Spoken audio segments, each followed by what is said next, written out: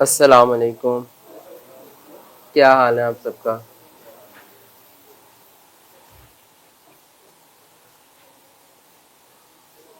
कोई सवाल आप लोगों का बच्चों?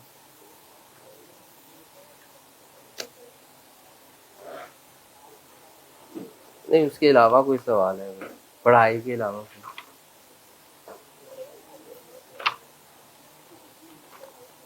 अच्छा, कल हमने अपनी डिस्कशन छोड़ी थी अकाउंटिंग हेड्स पे, याद है? चलो वहीं से स्टार्ट करते हैं। हमने कहा था हम डेट क्लिक से याद रखेंगे। ये विजिबल है मार्क? ठीक है। ड्राइंग्स, एक्सपेंसेस, एसेट्स और क्लिक में क्या था? कैपिटल, लायबिलिटी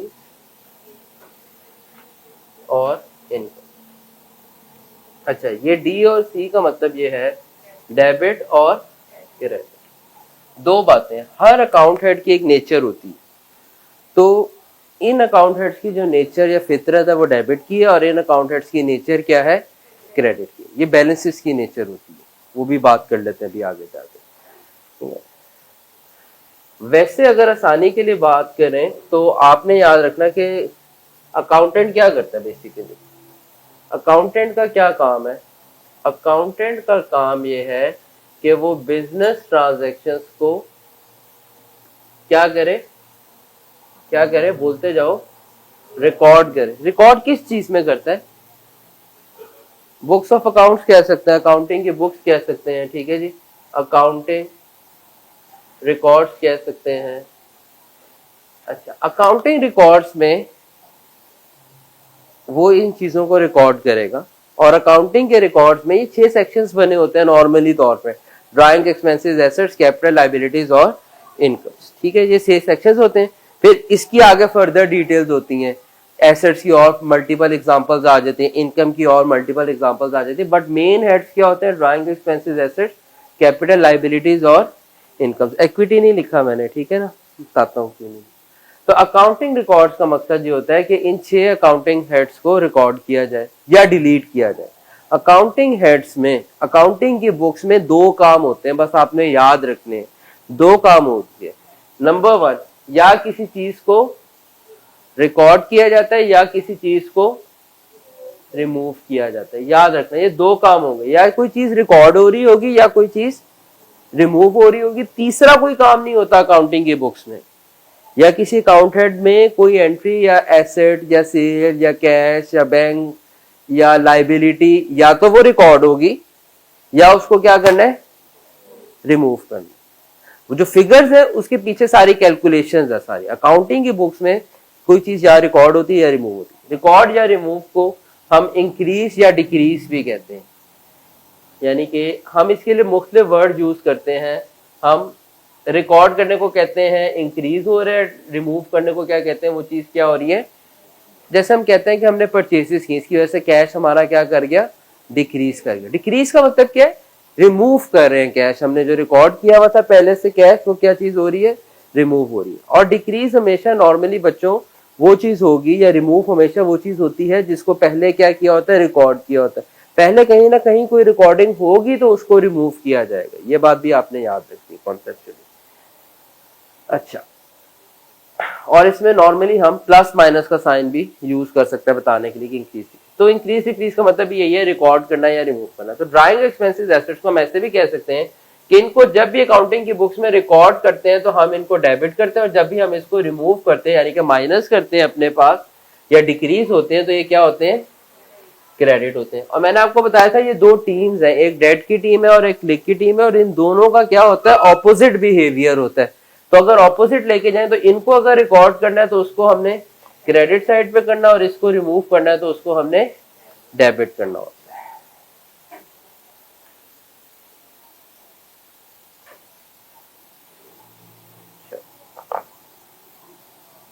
क्या यहां तक बात नहीं है? तो ये बात भी आपको बता।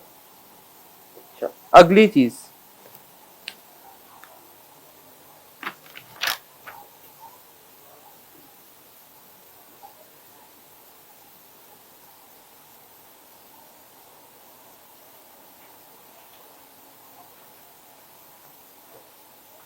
इनकी थोड़ी सी डिटेल में जाते हैं।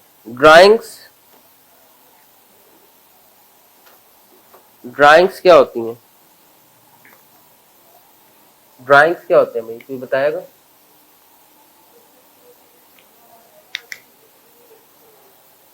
Withdrawals from by owner from the business, कोई भी चीज बिजनेस से अगर ओनर कोई चीज बाहर ले जाता है उसे क्या कहते हैं? ड्राइंग्स के। बिजनेस से असल में ओनर बिजनेस करता ही इसलिए ताकि वो ड्राइंग्स कर सके।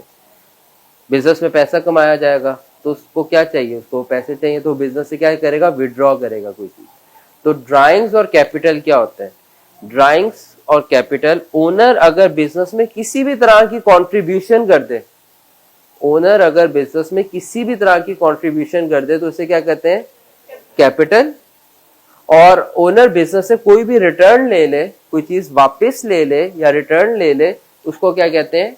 ड्राइंग्स। ठीक है, वही बात। तो कैपिटल कहते हैं investment by owner in the business, और ड्राइंग्स कहते हैं विड्रॉवल्स। आप लोग लिखते जाएं बच्चों चीजें, मुझे पता आप सबको आती हैं, बट आप कोशिश करें इन चीजों को लिखते जाएं।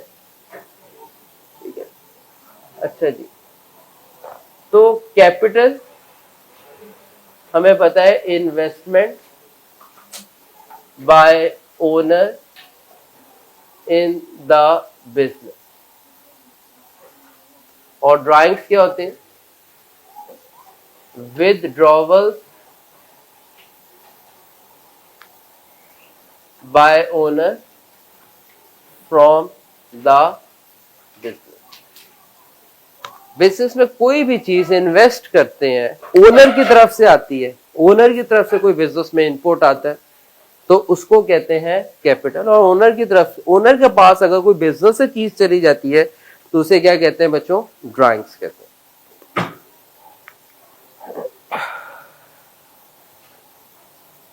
आप लोगों को पता है कंपनीज के अंदर अगर आपने किसी कंपनी में इन्वेस्ट करना है, कंपनी का ओनर बनना है, तो उसमें आप क्या करते हो? आप उस कंपनी के क्या बाय करते हो? शेयर्स। ठीक है, तो कंपनी के केस में इस कैपिटल को बस क्या कह देते हैं? Share capital.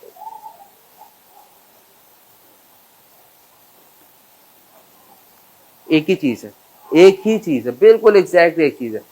तो कंपनी के केस में अगर आपने किसी कंपनी के शेयर्स बाय कर लिए, लेट सपोज 50,000 रुपए के, तो आपने उस कंपनी के अंदर 50,000 रुपए कैपिटल ही इन्वेस्ट किया।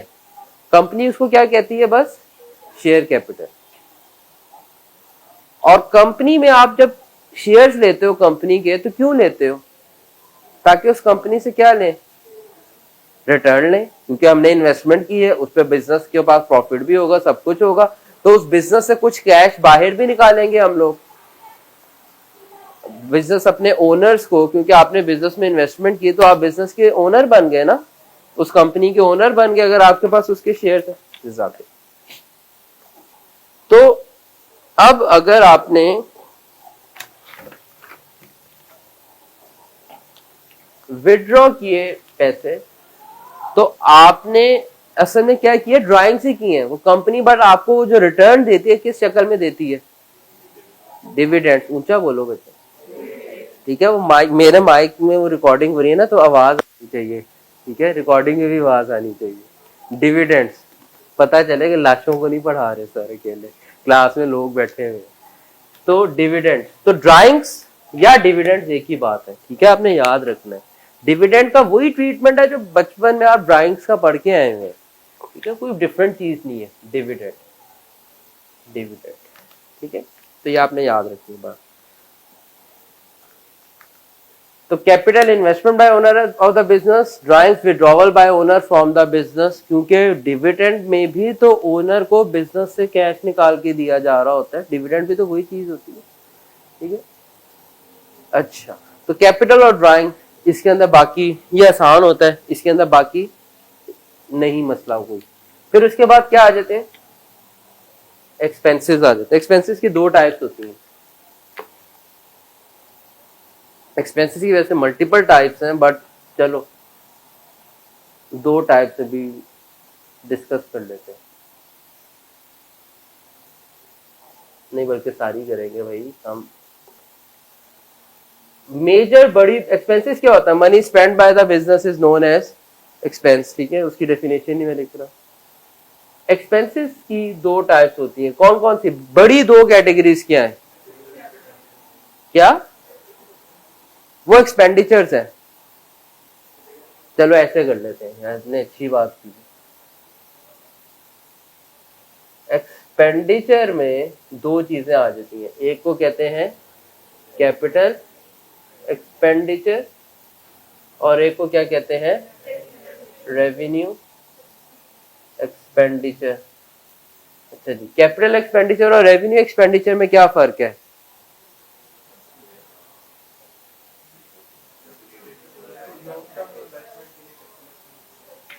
अच्छा, बिल्कुल ठीक है। जो लॉन्ग टर्म इम्पैक्ट देगा बिजनेस को, जो बिजनेस को ज्यादा फायदा देगा, उसको हम कैपिटल एक्सपेंडिचर कहते हैं।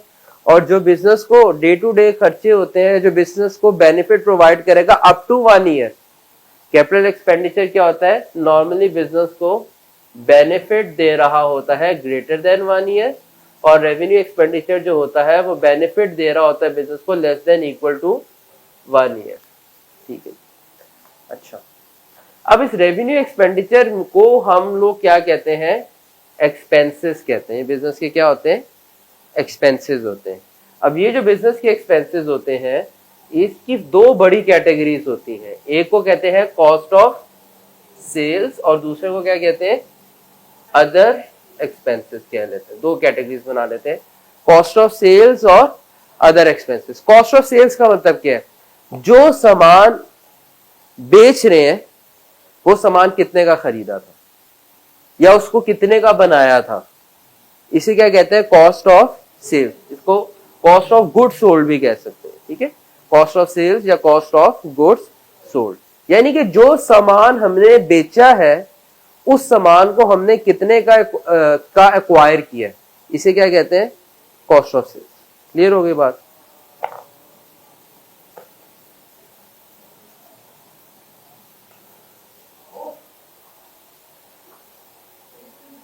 अच्छा, कॉस्ट ऑफ सेल्स और परचेज एक ही बात होती है? क्या डिफरेंस होता है? चलिए मैं साइड पे लिख देता हूं।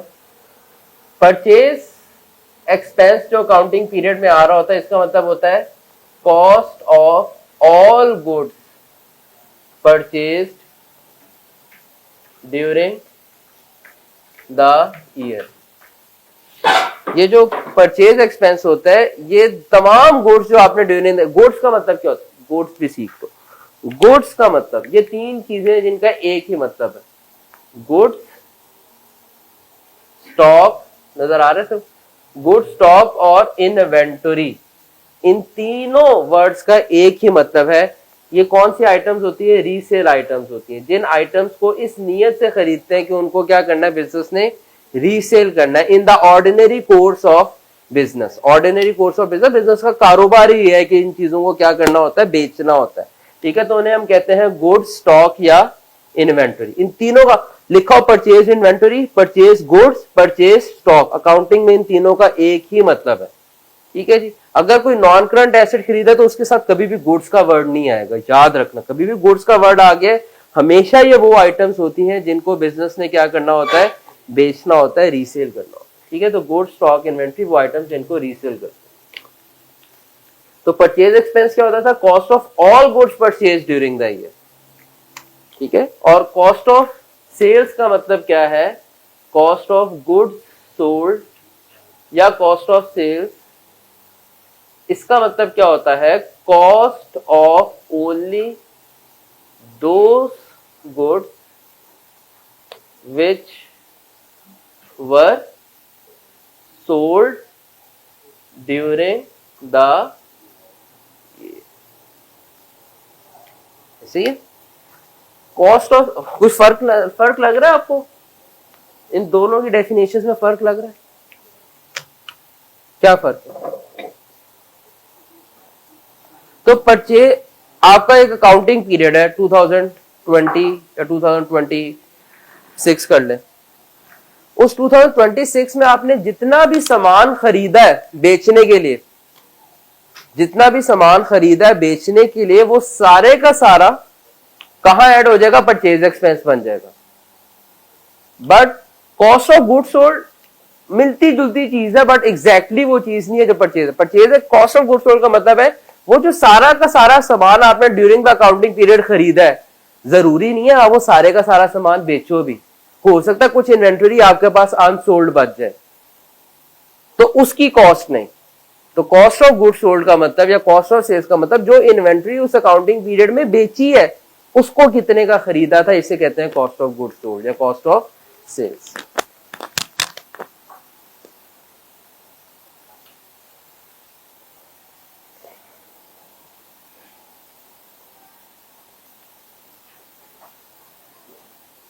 इसका क्या फॉर्मूला होता है, ओपनिंग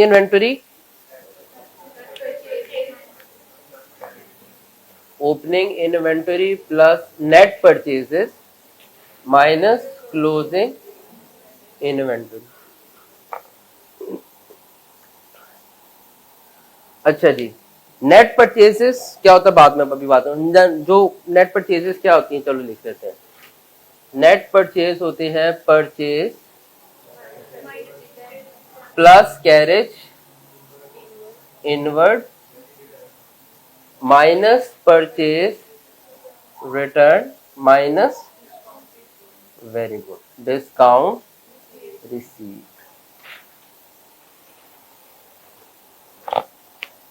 आप में से कुछ बच्चों ने डिस्काउंट अलाउड या डिस्काउंट रिसीव की ये ट्रीटमेंट पढ़ी होगी कि डिस्काउंट अलाउड को हम एक्सपेंस बनाते हैं, डिस्काउंट रिसीव को इनकम बनाते हैं, ये पढ़ा है।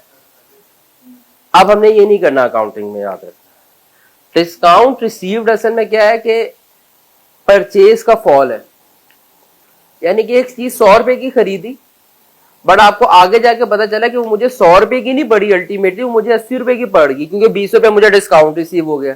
तो चीज आपको 80 की पड़ी है, 100 की नहीं पड़ी।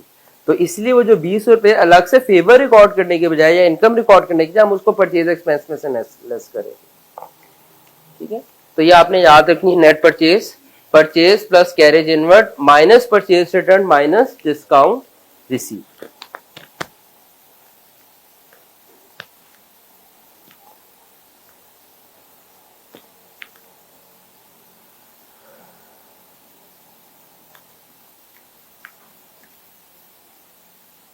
अच्छा जी, ये तो हो गई भाई हमारे पास cost of cell.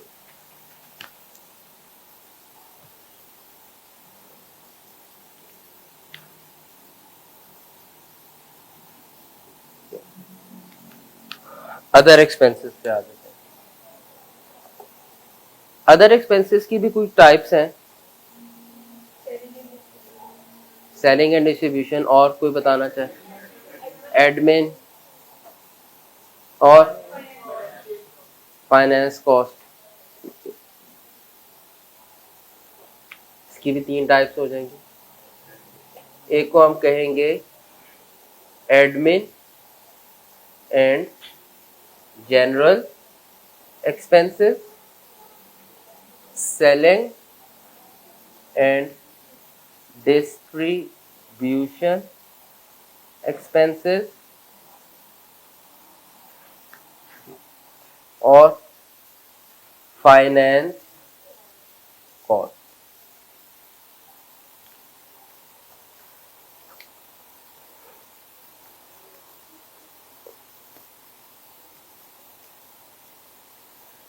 Admin and general expenses क्या होते हैं, इदारे को चलाने के खर्चे, सिक्योरिटी गार्ड की सैलरी है, बिजली का बिल है, गैस का बिल है, बिल्डिंग का रेंट है, ये सारे क्या होते हैं normally admin and general expenses.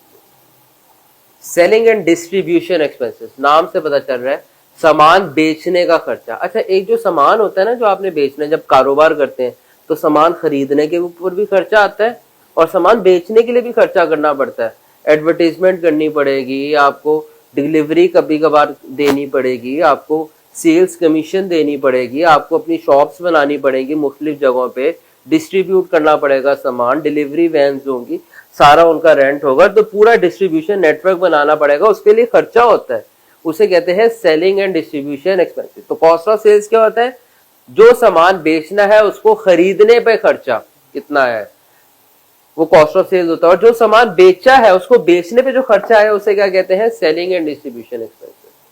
और फाइनेंस कॉस्ट क्या होता है, इसमें दो चीजें आती हैं। अगर बैंक से कोई लोन लिया है, कोई कर्जा लिया है, उसके ऊपर जो सूद होता है वो आता है, और बैंक चार्जेस वगैरह आते हैं। क्योंकि आपने जब भी पेमेंट ट्रांसफर की होती है, कभी आपने एटीएम से पैसे निकाले हो तो आपको पता हो कि आपके बैंक अकाउंट के में से पैसे कट जाते हैं।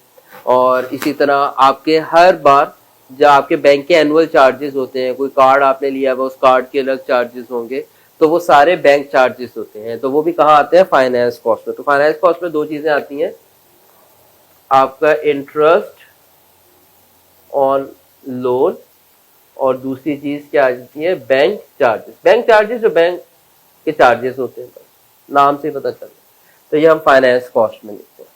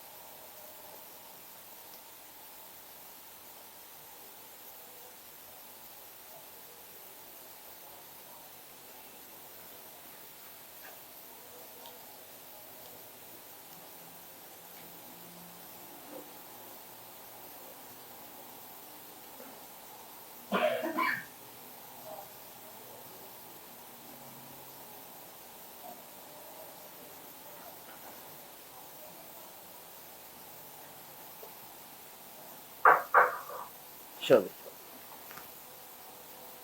यहां तक कोई सवाल आपको?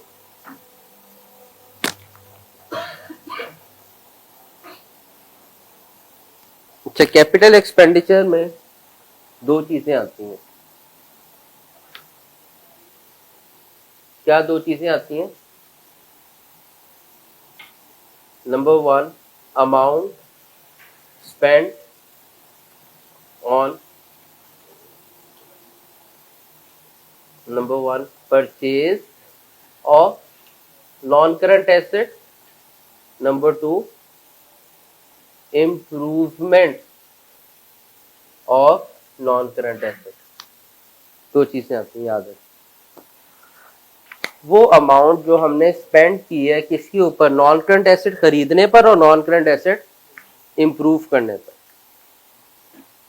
ठीक है, इसको हम ये पढ़ के आए हुए।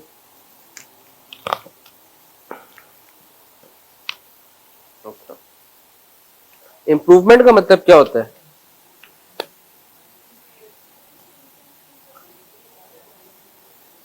इंक्रीज हो जाए यूजफुल लाइफ, इंक्रीज हो जाए कैपेसिटी, और इंक्रीज हो जाए एफिशिएंसी,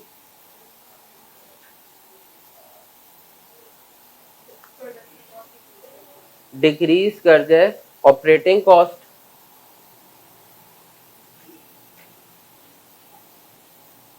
और कोई चीज मिस सुनी की मैंने?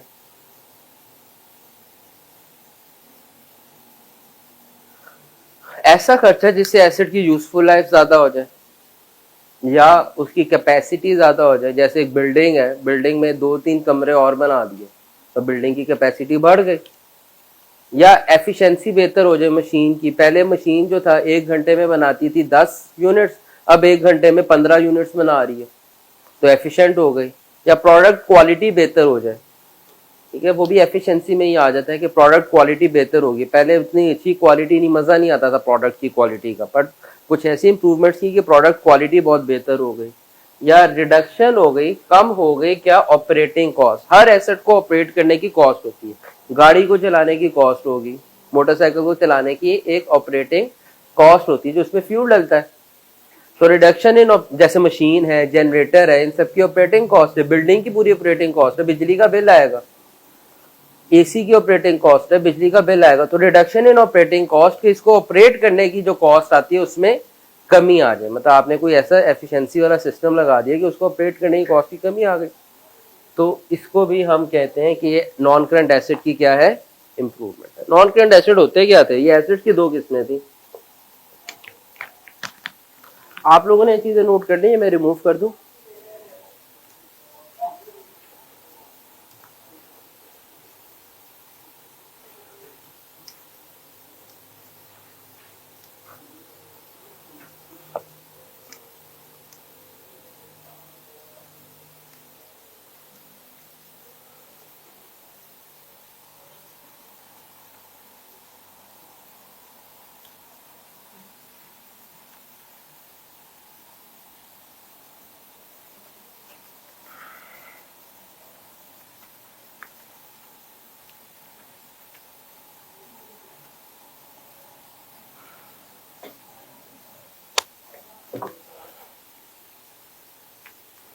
एसेट्स क्या होते हैं बच्चों,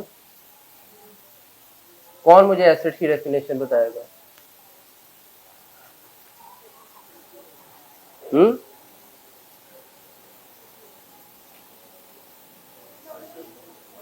क्या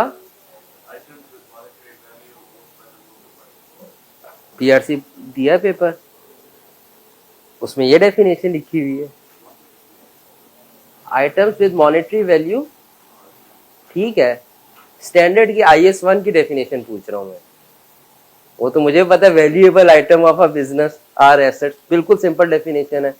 मॉनेटरी वैल्यू वो मतलब यही है ना, valuable item of the business are known as assets, या इसकी एक फैंसी आसान डेफिनेशन ये है कि कोई भी आपकी बिजनेस का रिसोर्स या valuable items owned and controlled by business are known as assets. लो भाई मौजे लग गए, बट IS1 में क्या है डेफिनेशन,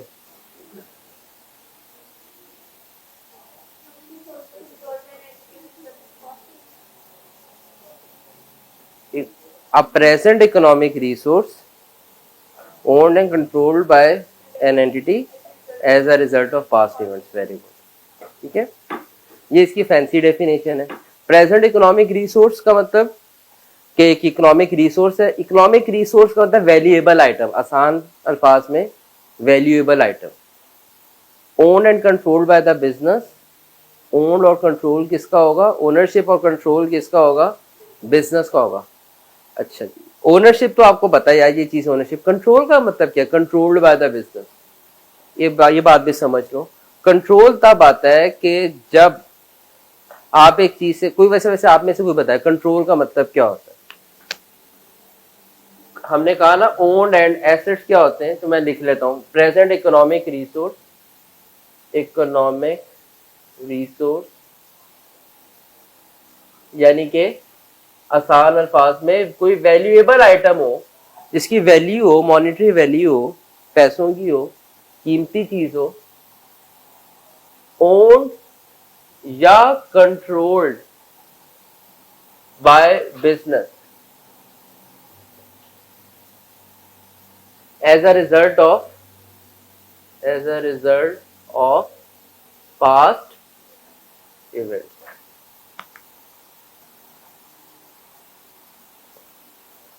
कोई ऐसा प्रेजेंट इकोनॉमिक रिसोर्स जो owned and controlled by business है। कंट्रोल का मतलब क्या है, कंट्रोल्ड बाय बिजनेस का क्या मतलब है जी,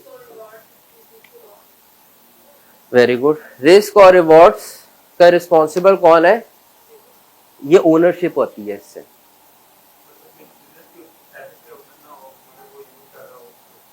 अच्छा जी, एक बिजनेस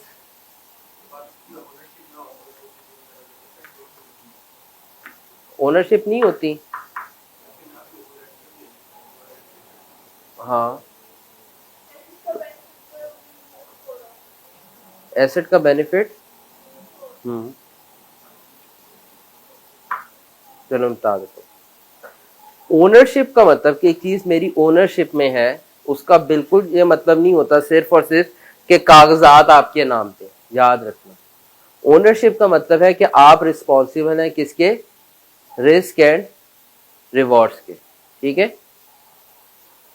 इसको क्या कहते हैं, ओन्ड बाय बिजनेस। कि रिस्क और रिवॉर्ड का मतलब नफा नुकसान के मालिक आप हैं, तो आप उस चीज के क्या है, ओनर है। इसे कहते हैं ओनरशिप। कंट्रोल क्या होता है? कंट्रोल भी एक बात समझ, आप उस चीज से फायदा उठा सकते हैं, इसे क्या कहते हैं, control.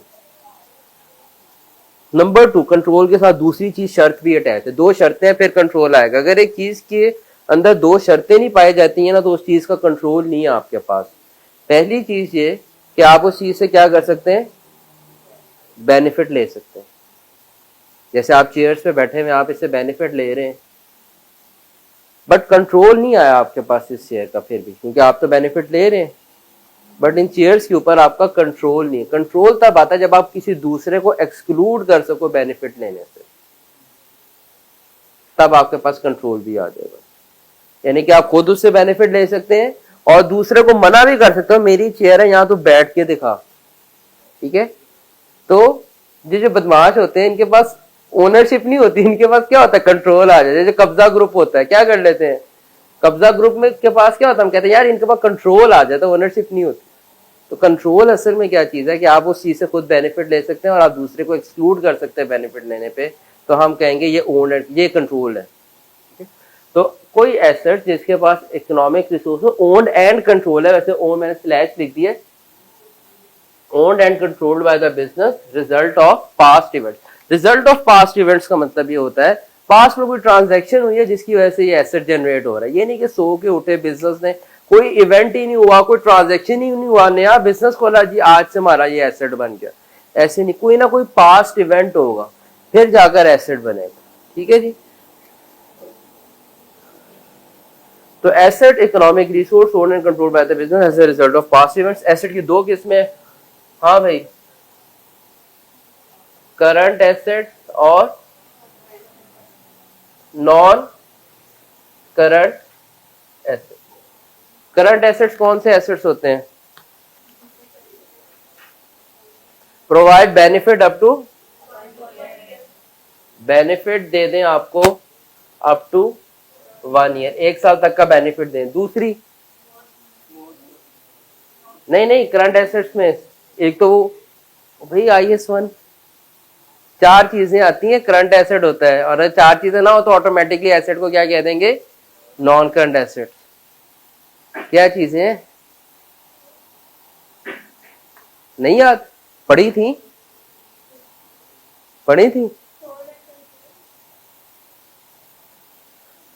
Benefit up to 1 year, realisable in cash in 1 year, और इट इज अ कैश और कैश इक्विवेलेंट। अगर कैश एंड कैश इक्विवेलेंट है, बेशक 1 साल बाद भी फायदा दे, तब भी नॉन करंट एसेट होगा। कुछ याद आ रहा है? 4 चीजें होती हैं जो आपके करंट एसेट्स होते हैं अकॉर्डिंग टू IS1, कि वो आपको बेनिफिट दे एसेट अप टू 1 ईयर, यानी कि फायदा पहुंचाएगा 1 साल तक के लिए। नंबर 2, वो कैश या कैश इक्विवेलेंट है। कैश इक्विवेलेंट का मतलब क्या होता है, इक्वल टू कैश, कैश जैसी चीज है, इसे क्या कहते हैं, कैश इक्विवेलेंट। जैसे आपके चेक्स हैं, प्राइस बॉन्ड्स हैं, इन्हें क्या कहेंगे, कैश इक्विवेलेंट्स। शेयर्स को भी कह सकते हैं कैश इक्विवेलेंट्स।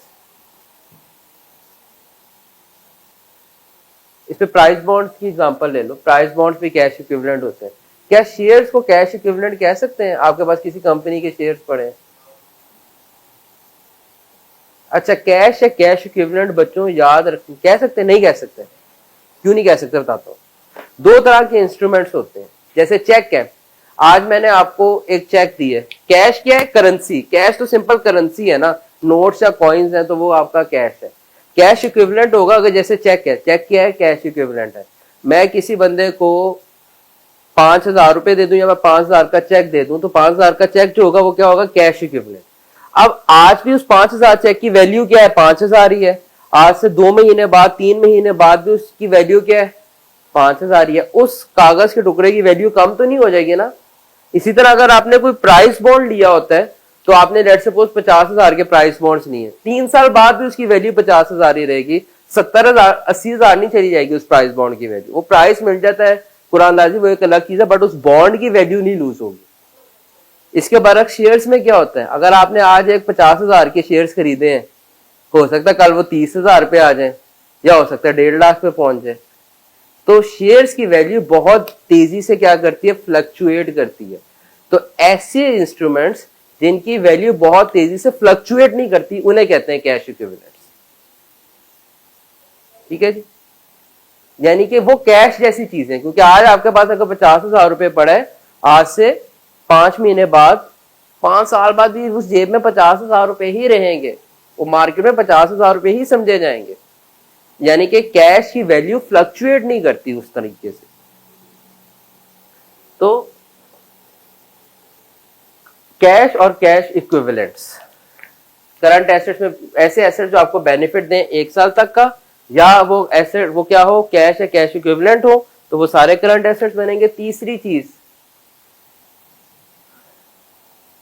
इन्वेंटरीज, और चौथी चीज मैंने आसान कर दिया स्टेप्स आपके, वो IAS 1 करके ना मैंने आसान बता दी चीजें, और आपके ऐसे एसेट्स फॉर ट्रेडिंग पर्पज, बल्कि तीसरा एक ही स्टेप बना देते हैं, assets held for trading purposes. इसमें 2 एसेट्स होते हैं, नंबर 1 इन्वेंटरी आपकी, और नंबर 2 ट्रेड रिसीवेबल्स। इसका मतलब है रिसीवेबल्स अगर 1.5 साल बाद भी पैसे दें, 2 साल बाद भी रिसीवेबल कहता है मैंने 2 साल बाद पैसे देने, तब भी हम उसे क्या बनाएंगे, करंट एसेट, क्योंकि वो ट्रेडिंग एक्टिविटी की वजह से अराइज हुआ है। ट्रेड रिसीवेबल, सारे रिसीवेबल्स की बात नहीं हो रही यहाँ पे। रिसीवेबल्स 2 तरह के होते हैं, ये पढ़ के आए हुए हो। रिसीवेबल्स 2 तरह के होते हैं, एक होते हैं ट्रेड रिसीवेबल्स, और दूसरे कौन से होते हैं, अदर रिसीवेबल्स। तो ट्रेड रिसीवेबल्स और अदर रिसीवेबल्स में क्या फर्क है, सिर्फ नाम का फर्क है। ये अराइज होते हैं फ्रॉम ट्रेडिंग एक्टिविटी।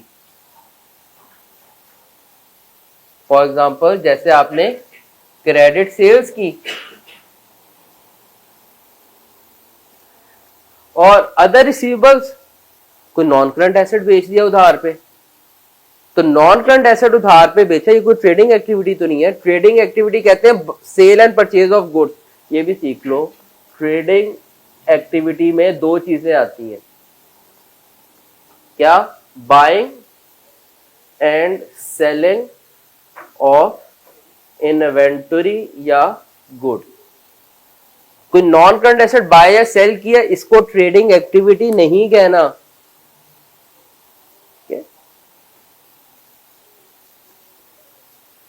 तो trading activity buying and selling of inventory या गुड्स को हम कहेंगे ट्रेडिंग एक्टिविटी।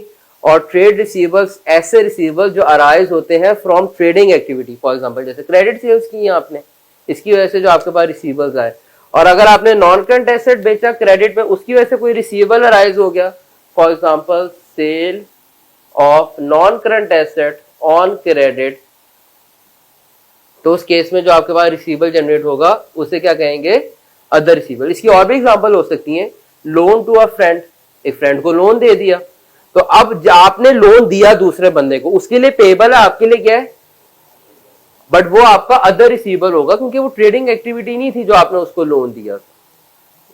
तो ये बात याद रखिए आप।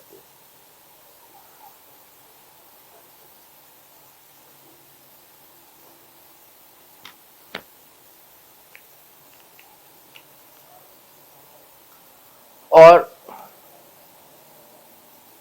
Non current assets, all assets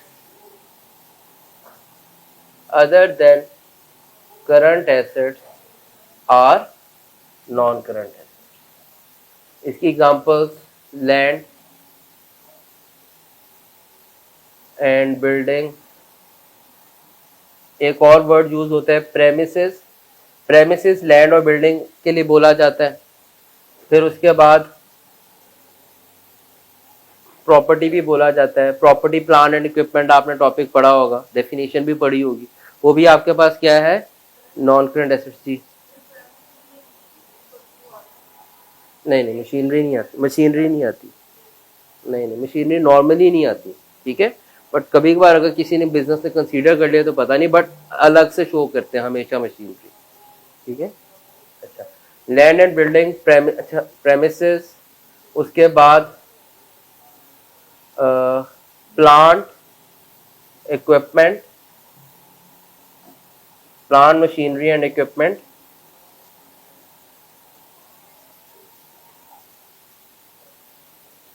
अच्छा प्लांट कहते हैं ह्यूज साइज मशीनरी को, इसको प्लांट कहते हैं। मीडियम साइज मशीनरी को हम नॉर्मली मशीनरी कहते हैं, और इक्विपमेंट कहते हैं स्मॉल साइज मशीनरी। ठीक है। Land, buildings, premises, plant, machinery and equipment, और कौन कौन सी हो सकती हैं अभी, मतलब पीआरसी लेवल के? व्हीकल्स, फर्नीचर और फिक्सचर्स एंड फिटिंग्स, ये भी वर्ड यूज होता है तो इसलिए आपको पता होना चाहिए, पता ही होगा। Fixtures and fittings. अच्छा, फिक्सचर्स एंड फिटिंग्स का मतलब क्या होता है? इसका मतलब ये इमूवेबल फर्नीचर जो होता है ना, इमूवेबल फर्नीचर, इसे कहते हैं फिक्सचर्स एंड फिटिंग्स। ऐसा फर्नीचर जो हम मूव नहीं कर सकते थे, फिक्स हो जाता है। ऐसे बोर्ड है, दरवाजे हैं, ये पंखे तो खैर ये इलेक्ट्रॉनिक्स में आ जाएंगी, इनको कहते हैं फिक्सचर्स एंड फिटिंग्स। अलमारियां, रैक्स,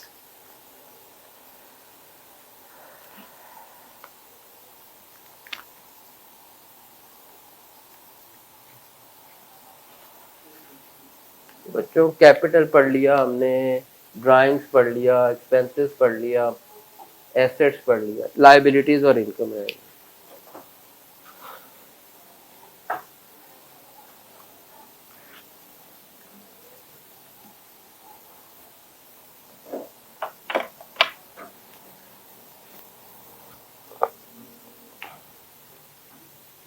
तो कोशिश करें सारी चीजें नोट किया करें। 3 काम आप लोगों ने करने हैं क्लास में।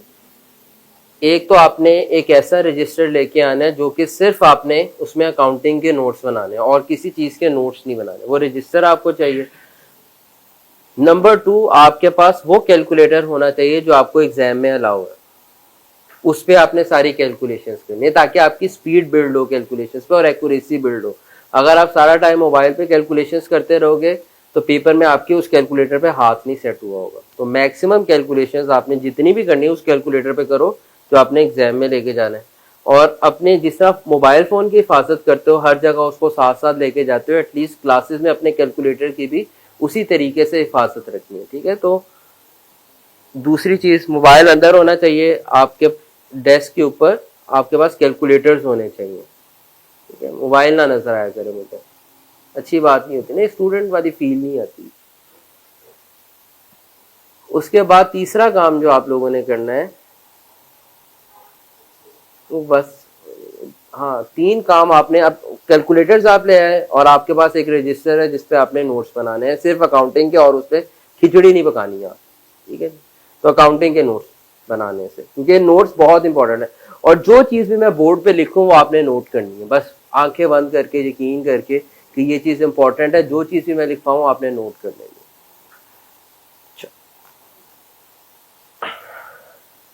क्लास में 3 काम कर रहे होंगे हम। नंबर 1, जो चीजें लिखी हुई है उसको नोट करना है। नंबर 2, कॉन्सेप्ट जो क्वेश्चन है उसको समझना है। और नंबर 3, कैलकुलेशंस परफॉर्म करनी है। जो क्लास में जब भी कोई सवाल हो रहा होगा, अगर आप उसको सिर्फ सुन रहे हैं, अगर आप कैलकुलेशंस परफॉर्म कर लेंगे ना तो आप कुछ ना कुछ हद तक उस क्वेश्चन के अंदर शामिल हो जाएंगे। और इससे ये होगा कि क्लास में भी आपने जो क्वेश्चन मैंने बोर्ड पे भी कराया ना, आप लोगों ने भी उसको हल कर लिया होगा अगर आप सिर्फ और सिर्फ कैलकुलेशंस ही परफॉर्म कर लेंगे। तो क्लास में भी प्रैक्टिस हो जाएगी ऐसे। तो कैलकुलेशंस लास्ट में परफॉर्म किया करें। अब इसमें आपने ना एक अच्छा सा बैलेंस मेंटेन करना है, क्योंकि ये 3 चीजें साइमल्टेनियसली करनी है। अंडरस्टैंड भी करनी है चीजों को, कॉन्सेप्ट को अंडरस्टैंड भी करना है, कॉन्सेप्ट को लिखना भी है, और कैलकुलेशंस भी परफॉर्म करनी है। तो अगर ये देखें तो 3 चीजों में ऑर्डर होगा। सबसे इंपॉर्टेंट चीज क्या है, क्लास में आए हो तो जो कॉन्सेप्ट सर बता रहे हैं वो समझ आ जाए। उसके बाद दूसरी प्रायोरिटी किस चीज को देनी है, जो आपने चीजें नोट करनी है, अपने नोट्स बनाने, और तीसरी प्रायोरिटी किसको देनी है, कैलकुलेशंस को। तो इसमें एक आपने बैलेंस मेंटेन करके चलना है। ठीक है। ये आदत ना छोड़ दें कि आप जो है क्लास के बाद एंड पे फोटो ले लें। वो सिर्फ तब लें कि जब आप अंडरस्टैंडिंग में इतने बिजी थे कि आपके पास अब नोट करने का टाइम नहीं है, तो एक फोटो ले लें और घर जाके नोट कर लें। बट उसका मतलब ये बिल्कुल भी नहीं है कि आप बस फोटोज ही ले रहे हैं और आप खुद नोट नहीं करें, क्योंकि आपको जब तक नोट नहीं करोगे आप लोगों की प्रैक्टिस अच्छी नहीं होगी। तो ये सारी चीजें जो है ना बुक्स में लिखी हुई है। तो मैं चाहता तो मैं आपको बस यहाँ पे वो नीचे करता है ऐसा करके स्लाइड दिखाता है, ये ठग ठग ये गए, क्यों मेहनत करके लिख रहा हूँ? क्योंकि एक सिंपल सी साइकोलॉजी है लोगों की कि भाई हमें सबसे ज्यादा, हमारा दिमाग में सबसे ज्यादा चीज रिटेन करता है ना, वो करता है जो ह्यूमन हैंड राइटिंग में लिखी हो। और ये जो टेक्स्ट होता है ना इस तरह का ऑर्गेनाइज, हमारा दिमाग इसको सबसे जल्दी भुलाता है। तो इसीलिए मेरी कोशिश होती है कि मैं इस तरह टेक्स्ट लिखूं ताकि आपको अंडरस्टैंडिंग हो। हमारा दिमाग इसको ज्यादा देर तक रिटेन करता है। और अगर आपने इसको खुद लिखा होगा तो वो उससे भी ज्यादा रिटेन रहेगा, क्योंकि आप जब नोट करो तो वो भी एक प्रोसेस चल रहा है और आप उसको कंटिन्यूअसली देख रहे हो टेक्स्ट को, और जो आपने अपनी हैंड राइटिंग में लिखा हुआ है वो सबसे ज्यादा देर तक आपको याद रहता है।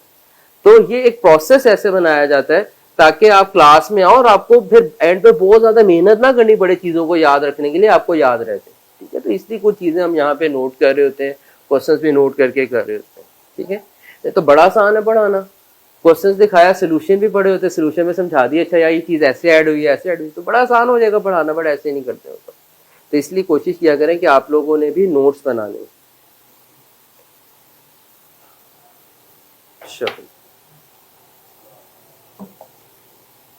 जी बताइए। मिल जाएंगे, बट मैंने अभी किसी पर्पस की वजह से नहीं दिए, मैं दे दूंगा। हार्ड भी मिल जाएंगे, सॉफ्ट में भी मिल जाएंगे, कॉपियर के पास भी अवेलेबल होंगे। सॉफ्ट में वो जो ड्राइव मैंने आपको दिया मैं उधर ही रख दिया करूंगा नोट्स। ठीक है, वो भी मिल जाएंगे।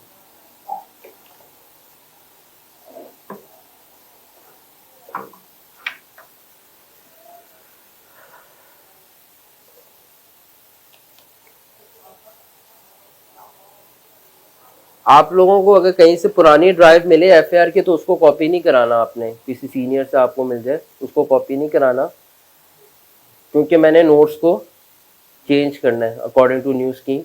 तो इसलिए मैं आपको बारी बारी हर टॉपिक के नोट्स दे रहा हूँ, तो आपने साथ साथ कॉपी कराने हैं।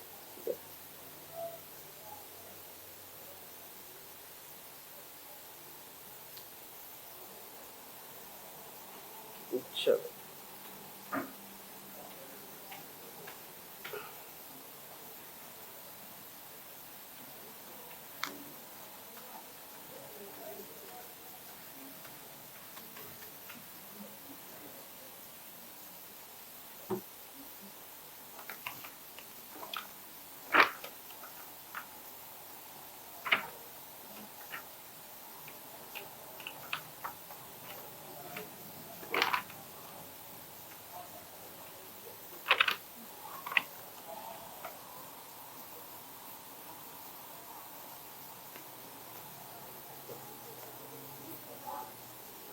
अच्छा भाई, लाइबिलिटीज।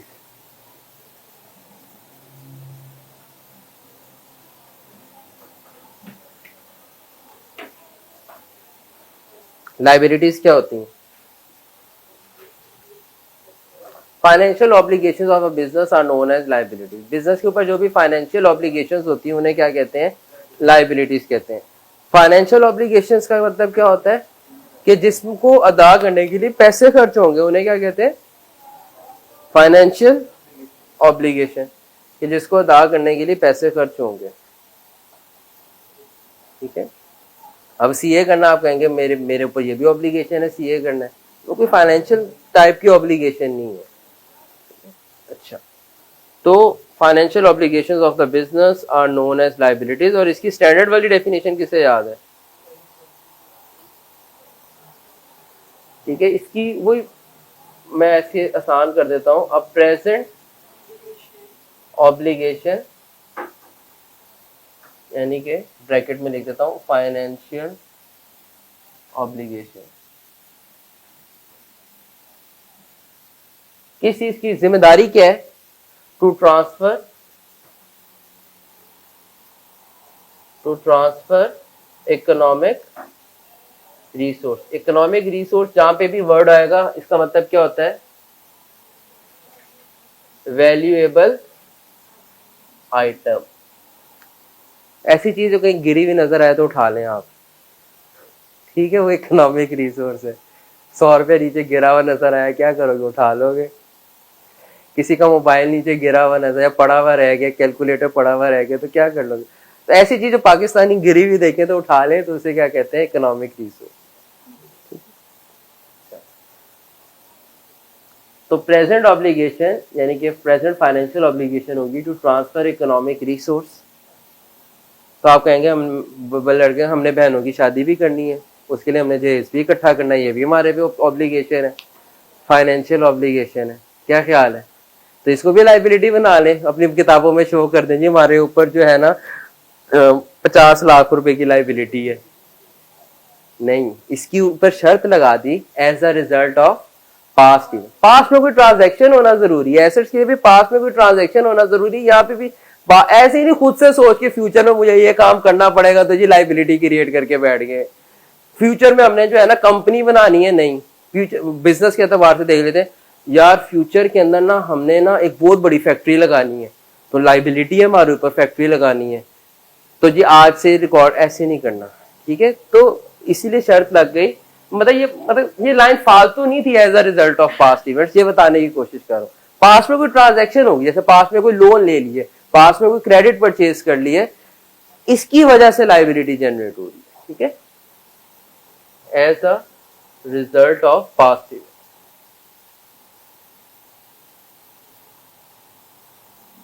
पास्ट इवेंट्स मतलब पास्ट में कोई ट्रांजैक्शन है,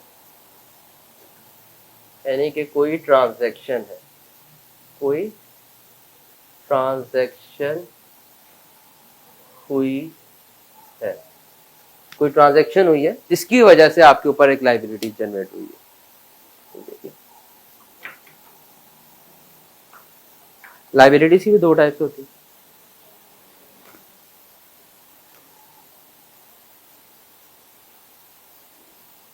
करंट लाइबिलिटीज और नॉन करंट लाइबिलिटीज। लाइबिलिटी की डेफिनेशन समझ आ गई, जो भी लाइबिलिटी करंट नहीं होगी उसे क्या बना देना है, नॉन करंट लाइबिलिटीज। ऑल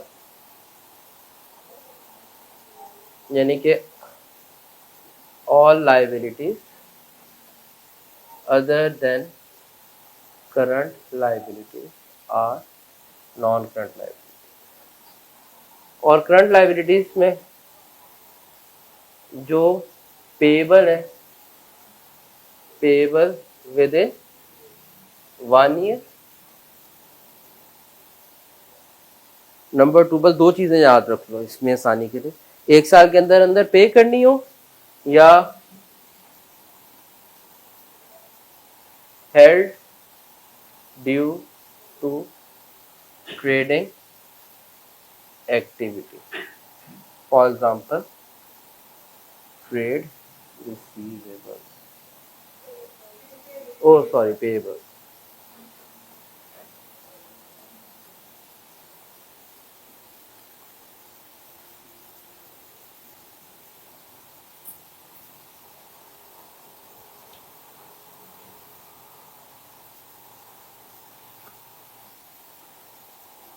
बाकी एक ऑपरेटिंग साइकिल वाली बात भी है, बट उसको छोड़ दो।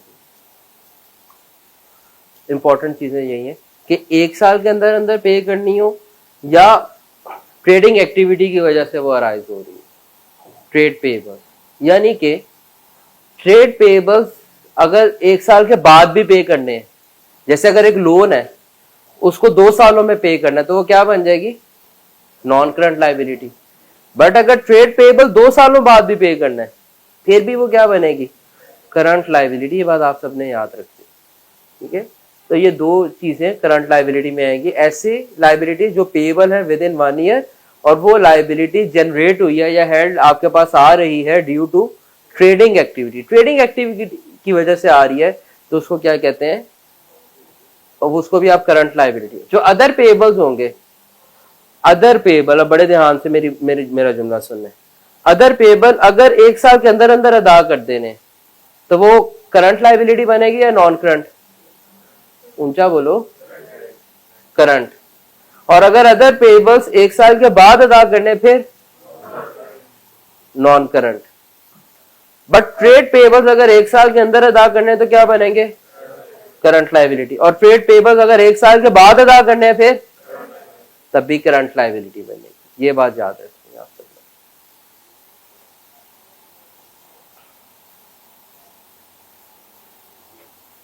ये लायबिलिटीज इतनी है, इनकम्स पे आते हैं।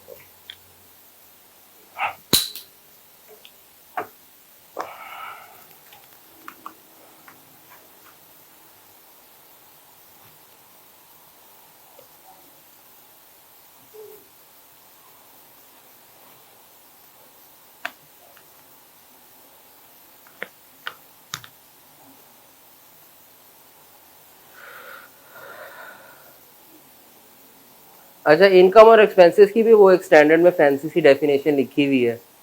इनकम की increase in assets, decrease in liabilities as other than contribution from, वो ठीक है, बट अभी हमें वहाँ उसकी अब इधर ज़रूरत नहीं है इतनी।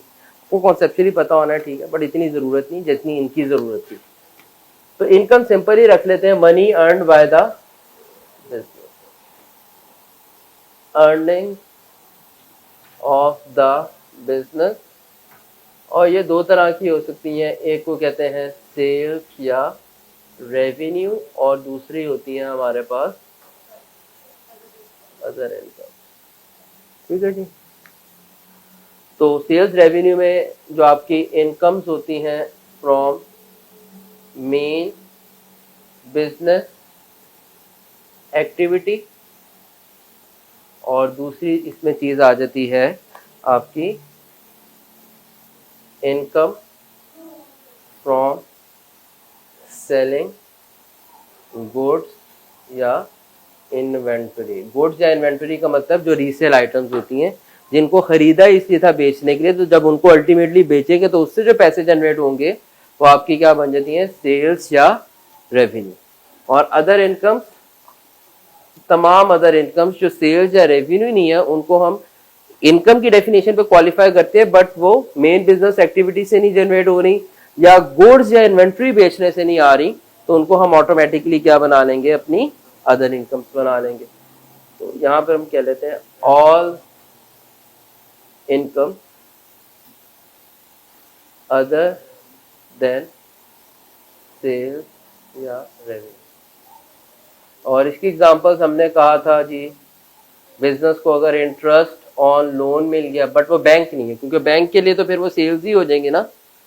बैंक अगर इंटरेस्ट ऑन लोन ले रहा है तो बैंक की तो मेन इनकम ही इंटरेस्ट लेना है, but normally interest on loan other incomes में आ जाएगा, या रेंट इनकम अक्सर आ सकती है, बट हॉस्टल्स के लिए नहीं, क्योंकि हॉस्टल का मेन बिजनेस एक्टिविटी क्या है? रेंट कमाना। तो हॉस्टल के लिए रेंट क्या है? सेल्स या रेवेन्यू। बट आम दुकान है, बुक शॉप है, उनकी मेन बिजनेस एक्टिविटी होती है किताबें बेच के, बट उनके पास एक कमरा खाली था, उन्होंने रेंट पे दे दिया, या उनके पास दुकान के सामने जगह खाली थी, उन्होंने फोटोकॉपी मशीन वाला बंदा बिठा दिया और उससे रेंट ले रहे।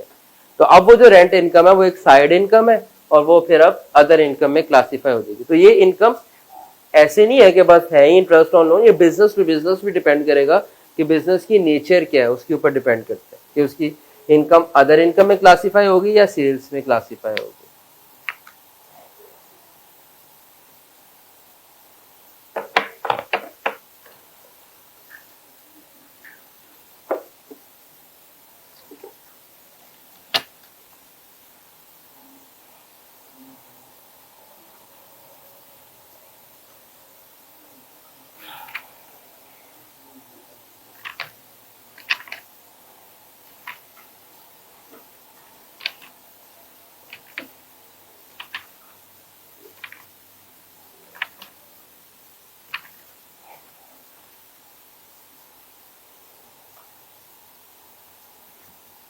बच्चों कोई सवाल आपका? जहां तक